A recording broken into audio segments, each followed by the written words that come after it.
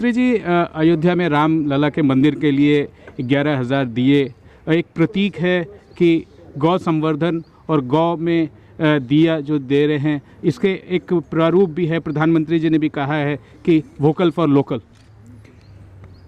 देखो, इस बार दीपावली के उत्सव को मनाने के संदर्भ में हमारे प्रधानमंत्री जी ने एक बार निर्देश दिया कि इस दीपावली के पर्व को हम सब हमारे स्थानीय चीज़ों से उत्सव खरीद के मनाने का उपक्रम करें। और हमारे प्रधानमंत्री जी जिस दिशा में निर्देश करते हैं तो वो बात करके अटक नहीं जाते हैं। उन्होंने ऐसे कई उपक्रम इस देश के अंदर चला दिए हैं जिसके चलते आज आम आदमी के जीवन में भी बदलाव आने का असर देखने को मिल रहा है। जैसे कि खादी खरीदी का एक उपक्रम उन्होंने चलाया। ये विशिष्ट उपक्रम का हेतु यही था कि भगवान रामचंद्र जी की जन्मस्थली देश के करोड़ों नागरिकों का श्रद्धा स्थान है। यहाँ कोई घटना घटती है तो उसका असर पूरे देश में या पूरे विश्व में भी जा सकता है। इसीलिए वहाँ के उत्सव पर्व में गाय के गोबर से बनाए हुए दीपक जलने चाहिए, ऐसी कल्पना के साथ जब हमने विचार विमर्श अपने साथियों के साथ किया तो कई संस्थाएं पहले से ही इस काम में लगी हुई थी जो गाय के गोबर से दीपक बनाकर बेचने का उपक्रम कर ही रही थी। ऐसे ही हमारे मित्र विजय खुराना जी, आनंद साहू जी से मिलना हुआ तो इस राष्ट्रीय गो संघ के नाते उन्होंने कहा कि हम 11,000 दीपक बना के अयोध्या के लिए भेजने की कामगिरी कर सकते हैं। तो तुरंत ही मैंने इसको स्वीकार किया और कहा कि हम इसका किसी प्रकार से संकलन करके इस कार्य को अंजाम देने का प्रयास करेंगे। तो आज ये लोग दीपक के साथ इधर मेरे निवास पर आए हैं। मैंने आदरणीय उत्तर प्रदेश के मुख्यमंत्री जी से विनती किया तो उन्होंने कहा कि गाय के गोबर से बने हुए दीपक जो अयोध्या के लिए जा रहे हैं, मैं खुद ही उसका हमारे मुख्यमंत्री के आवास पर ही स्वागत करूंगा। तो वो कल ये दीपक का स्वयं योगी जी स्वागत करेंगे और आशीर्वाद देकर दीपक को अयोध्या के लिए रवाना करेंगे और व्यवस्था करेंगे कि ये दीपक भगवान श्री रामचंद्र जी की जन्मस्थली में जो दीपोत्सव हो रहा है इसका हिस्सा बने। इससे क्या हो रहा है कि गाय के प्रति हमारी जीवन व्यवस्था में सम्मान प्रस्थापित होता है और उसी की आज ऐसी स्थिति हो गई है कि आज गाय के गोबर के बनाए हुए दीपक कहीं से लेना है तो नहीं मिल रहा है। ऐसी स्थिति हो गई है, लोग अपने आप इसकी खरीदी पे लग गए हैं और सारे दीपक बिक रहे हैं। तो गौशालाएं भी स्वनिर्भर हो सकती हैं, उसको आधार भी मिल सकता है और हमारी गो संस्कृति को भी बल मिल सकता है। सर, आप पशुपालन मंत्री भी हैं देश के। गो संवर्धन से आर्थिक बेनिफिट हो, आपने एक एग्जाम्पल भी बताया, ये किसानों के लिए doubling of farmers of income के लिए एक माध्यम भी बन सकता है। ये बहुत ही सही बात है कि हमारे प्रधानमंत्री जी ने जब किसानों की आय को दुगुना बनाने का लक्ष्य अपनी ही सरकार के सामने रखा था तो उनके लिए उन्होंने कई कार्यक्रम भी चलाए, कई योजनाएं भी लागू की जिससे कृषि क्षेत्र में बदलाव हो, किसानों के जीवन में बदलाव हो। मगर उसी के साथ साथ ही जैसे कि खेती शब्द बोलने से, किसानी शब्द बोलने से हमारे दिमाग में आता है धान, गेहूँ, फल, सब्जी जो खेत से उत्पादित होता है। मगर इनके साथ साथ ही एलाइड सेक्टर भी जुड़ा हुआ है। खेती और पशुपालन दोनों जुड़वा भाई है। बिना पशुपालन से खेती, हमारे यहाँ तो परंपरागत कृषि तो गाय आधारित ही होती थी।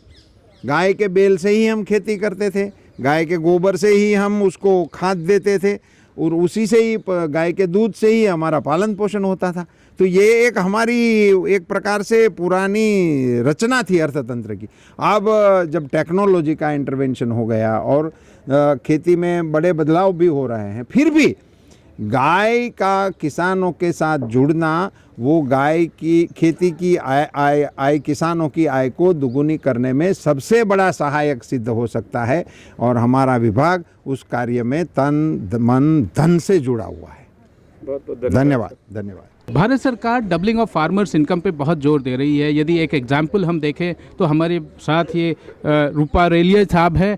आप गौ संवर्धन पर काम कर रहे हैं, थोड़ा उसके बारे में बताएं कि आप अपने इनकम को कैसे व्यवस्थित कर रहे हैं और बढ़ा पा रहे हैं। जी, गाय के गोबर और गौमूत्र से खेती करते हैं और उससे जो दूध घी निकलता है, दूध से जो घी, उसको हम दुनिया के 123 देशों में एक्सपोर्ट करके, मतलब ऑनलाइन बेच के, उससे हम बहुत अच्छी इनकम कमा रहे हैं। और गाय के गोबर से जो खेती होती है उससे भी जो प्रोडक्ट होती है ऑर्गेनिक होती है, आरोग्यवर्धक होती है और वो भी समाज के लिए हितकारी है और उसका भी दाम ज़्यादा मिलता है। तो माननीय नरेंद्र भाई मोदी का जो सपना है लोकल फॉर वोकल और आत्मनिर्भर भारत और किसानों की आय दोगुनी क्या 4 गुनी हो जाएगी। नरेंद्र भाई का तीनों सपना एक गाय के गोपालन के माध्यम से ही पूरा हो सकता है और वो मैं कर चुका हूँ। अभी मेरे साथ लगभग 90 एम्प्लॉय है, मेरे नीचे 200-250 गाय है, गिर गाय, और 123 देश में हम प्रोडक्ट भेजते हैं और लगभग 20 से 25 लाख का महीने का टर्नओवर है। और मतलब गाय से क्या नहीं हो सकता है, एक सामान्य किसान सीधा खेत से एक्सपोर्ट कर सकता है। सरकार की नीतियाँ भी एपेडा में जाके आप देखेंगे तो सरकार की नीतियाँ भी बहुत सारी है। उसके ऊपर हमने एक एप्लीकेशन भी बनाई है, वैदिक गोपालन विद्या, जो 12 भाषा में है भारत की। और किसानों को गाय और कृषि के प्रति कोई भी समस्या हो तो रात में 2 बजे भी एप्लीकेशन खोल के समस्या का समाधान ले सकता है। और इसमें अपने नरेंद्र भाई का मुझे मन की बात का खूब आग्रह रहा है और माननीय परसोत्तम भाई रूपाला ने खूब सहयोग दिया, अभी जो प्रोत्साहित किया, तो हम मतलब गाय से हैप्पी है और गाय से अच्छी इनकम कर सकते हैं। पुरुषोत्तम रूपाला जी ने ये भी कहा कि आपके जो घी बनते हैं, गिर गाय के दूध से जो घी बनाते हैं वो 3500 रुपये किलो है। क्या इसका महत्व समझा जाए कि इसका वैल्यू क्या है? हाँ, 3500 रुपया किलो इसी कारण है कि उस गायों को हम मेडिसिन खिलाते हैं, जो अलग अलग विविध प्रकार की औषधि, जो बहुत दुर्लभ जड़ी बूटियाँ है। जो पहले गाय घूमने जाती थी ग्रेजिंग में तो जंगल की औषधि खा लेती थी, परंतु अभी बंद गोठे में है तो वो उसको देना पड़ता है, जो दे के हम गाय के दूध की और घी की मूल्यवर्धित उपयोगिता बढ़ाते हैं। इसका मेडिकल या यूँ कहें कि स्वास्थ्यवर्धक क्या है, स्वास्थ्य के लिए क्या लाभ है? बहुत सारे लाभ है। जैसे आप शास्त्रोक्त घृत में जाएंगे तो फलघृत, जो स्पर्म काउंट डाउन है, यौन शक्ति कमज़ोर है, श्वेत रक्त प्रदर है, महिलाओं को पीरियड डिस्टर्बेंस है, इन चीज़ों में बहुत ही रिजल्ट मिले हैं। और दुनिया भर के लोग, मतलब हम जितना सामान बनाते हैं उतना बिक जाता है। कभी कभी तो 20-20 दिन का वेटिंग रहता है, लोग एडवांस पैसे देते हैं, उसका माल हम 20 दिन के बाद डिस्पैच करते हैं, इतनी डिमांड है इसकी। आप जो दूध निकालने की प्रक्रिया है, आपका कितना एक औसतम यदि एक दिन में निकालें 24 घंटे में, तो कितना आप दूध निकाल पाते हैं? एवरेज हमारा 300 लीटर रहता है प्रतिदिन, 12 महीना का। मतलब कभी बढ़ जाता है, 500 तक जाता है तो 150 तक भी जाता है। तो एवरेज पकड़े तो हमारा 300 लीटर का एवरेज है प्रतिदिन। ठीक है, बहुत बहुत थैंक यू। जय गौ माता। जय। खुराना साहब, आप गौ सेवा से जुड़े रहे दशकों से, आज एक बहुत अच्छा मौका भी है, दस्तूर भी है कि अयोध्या में जो दीपावली मनाई जाएगी उसके लिए आपने यहाँ से गाय के गोबर से बने दीपक को आप यहाँ से रवाना किया। मंत्री जी, माननीय मंत्री जी ने आज उस प्रोग्राम में हिस्सा लिया। पूरे देश से रवाना होंगे अयोध्या की ओर। अभी दिवाली तक पूरे देश से 15 करोड़ दिए अयोध्या पहुँच, पूरे 15 करोड़ दिए लोग घरों में जलाएंगे, घर में जलाएंगे, मंदिरों में जलाएंगे। इससे पर्यावरण की रक्षा होगी। 40,000 महिलाएं हमारी देश में लगी हुई हैं दिए बनाने में, उनको रोज़गार मिला उनको जी। पर्यावरण, मोमबत्ती वो तो पोल्यूटेड है। चाइना लाइट, इनका बहिष्कार करेंगे इस बार। कोई चाइना लाइट नहीं आएगी, कोई मोम की कोई चीज़ जलेगी नहीं, या मिट्टी के दिए जलें या गाय के गोबर के दिए जलें, यही हमारी पुरानी परंपरा रही है इसके लिए। मंत्री जी ने आज इस प्रोग्राम को अध्यक्षता किया, क्या कहा उन्होंने? और जो दिया जब यहाँ से जाएगा क्या उसका प्रारूप होगा, कहाँ जाएगा? अयोध्या जाएगा या पहले लखनऊ जाएगा? वहाँ के मुख्यमंत्री जी आपके इस गो में दिए का रिसीव करेंगे, फिर वहाँ से शायद रवाना होगा, उसके बारे में थोड़ा बताएं। मंत्री जी का अपनी भावना है, ये राम के प्रति वो कृतज्ञ हैं। उनकी चाह थी कि वहाँ गाय के गोबर के दिए जलें, फिर मंत्रालय भी इनका है, इन्हीं का विषय भी है। ये यहाँ से प्रारंभ होगा, पूरे देश में क्रांति आएगी गाय के गोबर की। ये शुरुआत की है मंत्री जी ने आज। ये समय भी है और दस्तूर भी है कि माननीय रूपाला जी, पुरुषोत्तम रूपाला जी, माननीय केंद्रीय मंत्री मत्स्य पालन, पशुपालन और डेयरी के मंत्री हैं। इससे गौ संवर्धन के लिए एक बहुत बड़ा बल मिलेगा, एक प्रतीक है लेकिन बल मिलेगा पूरे हिंदुस्तान के गौ संवर्धन के लिए। आपने भी अपने उद्बोधन में उस पे बारे में बताया। हमने बताया था ये हमारी पुरानी परंपराएं हैं गाय के गोबर की, ये हमारी पूरी अर्थव्यवस्था थी, हमारा स्वास्थ्य थी गाय का गोबर, गौमूत्र। हमारे पर्यावरण यही था, हमारा मनोरंजन यही था। 100-150 साल पहले यहाँ था क्या? गुरुकुल और गाय, इसी की पढ़ाई थी, यही हमारी ट्रांसपोर्ट थी, इसी से दवाइयाँ बनती थी, यही कृषि थी, खाद इसी से बनती थी। लोग सुरक्षित थे और स्वस्थ थे लोग। अब उन्हीं पुरानी परंपराओं को, जो हमारे पास 19 करोड़ गौवंश है, उनके गोबर का ठीक उपयोग हो, 100% उपयोग हो, इस प्रयास में मंत्रालय भी, राष्ट्रीय गोधन महासंघ भी, राष्ट्र स्वयंसेवक संघ भी, विश्व हिंदू परिषद भी, अन्य जितने संगठन गाय पे काम कर रहे हैं। 7 नवंबर जो लोग शहीद हुए थे 1966 को, उन्हीं का दिन हर वर्ष हम मनाते हैं, श्रद्धांजलि देते हैं। इस बार पूसा इंस्टीट्यूट में पूरे देश भर से हमारे लोग आएंगे, उसमें इन संगठनों के प्रतिनिधि रहेंगे, अगली दिशा तय करेंगे, एक भविष्य में हमने कैसे चलना है और कैसे गाय के ऊपर सरकार के साथ मिलकर काम करना है। सरकार के पास रिसोर्सेज है और मैन पावर नीचे किसानों के पास है, जनता के पास है। जितने भी बेरोजगार इस देश में हैं, मुझे ऐसा लगता है ये काम अडॉप्ट कर ले अगर सरकार, 50 लाख लोगों को रोज़गार आने वाले 3 साल में मिल जाएगा। गाय के गोबर, गौमूत्र को, इसकी दवाइयाँ बनती हैं, इसके दिए बनते हैं, इसके साबुन बनते हैं और इसके गौमूत्र से फिनाइल बनती है, शेव लोशंस बनते हैं, कई क्रीम बनती हैं, इसकी दंत मंजन इससे बनते हैं। इससे पहली बार हमने क्रिमेशन ग्राउंड पे कोरोना वाले समय में हमने गाय की लकड़ी, गाय के गोबर की लकड़ी बनाई, हज़ारों टन देश में सप्लाई हुई है, उससे जंगल की रक्षा हुई है। उससे जो गोबर गंदी नाली में बह जाता था, उसी गोबर से लकड़ी बनाई। IIT की ये रिसर्च है। हम कंडे बनाए आपने? हाँ, कंडे नहीं, उसको गो कास्ट, इसको बोलते हैं गो कास्ट। ये कंडे का सब्स्टिट्यूट है, कंडे का आधुनिकीकरण है। वो आने वाले समय में कितने पेड़ बचे होंगे, लाखों पेड़ों की रक्षा हुई है। अब जो गो कास्ट है, अब हवन में भी लोग गो कास्ट को जलाते हैं लकड़ी की जगह। जो ऑक्सीजन है, ऑक्सीजन की जो कमी हुई, क्यों कमी हुई?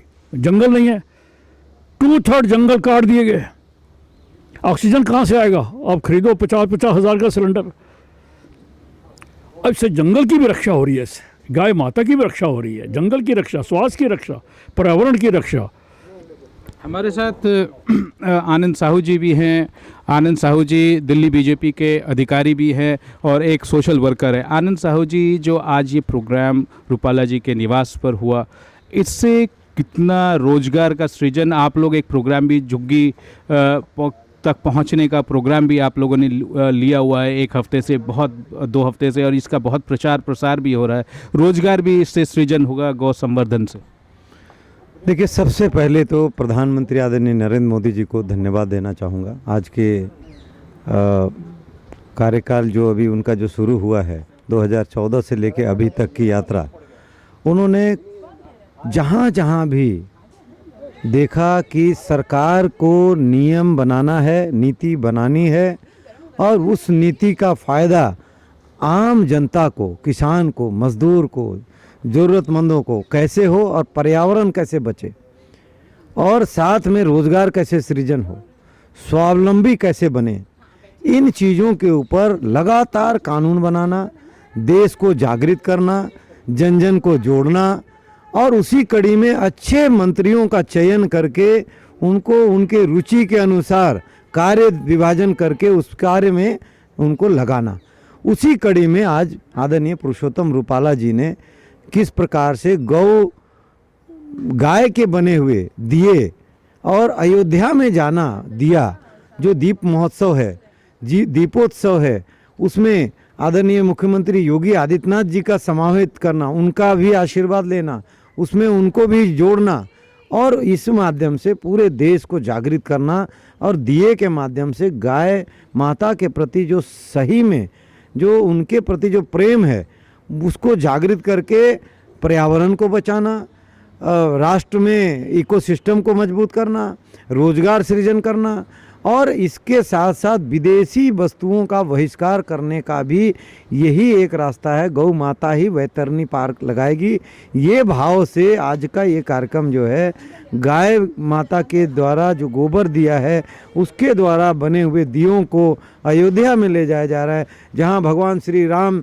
जी का जो उत्सव है उसमें गौ माता के जो दिए हैं वो दिया से निश्चित रूप से माँ भवानी भी, माँ सीता भी बहुत प्रसन्न होंगे, क्योंकि कहा जाता है कि जब गोबर का लेपन हो जाता है घर में वहाँ लक्ष्मी का वास होता है और जब दीप ही जलेंगे वहाँ तो पूरे भारत में, पूरे विश्व में एक चमत्कारी, एक बहुत बड़ा कृपा होने वाला है, पूरे विश्व में समृद्धि होने वाला है और भारत उसका निमित्त बनेगा। और यही कारण है कि प्रधानमंत्री नरेंद्र मोदी जी इन चीज़ों के लिए सभी को प्रोत्साहित करना, लोकल टू वोकल करना, इस प्रकार का जो प्रेरणा स्रोत बने हैं उसका हम लोग एक निमित्त मात्र आज बन करके और हम जा रहे हैं आज लखनऊ से अयोध्या जाएंगे, यानी वहाँ हम आदरणीय मुख्यमंत्री जी को ये समर्पित करके उसके बाद अयोध्या ले जाया जाएगा और वहाँ ये दीप महोत्सव में ये दियों का जो उपयोग होगा जलेंगे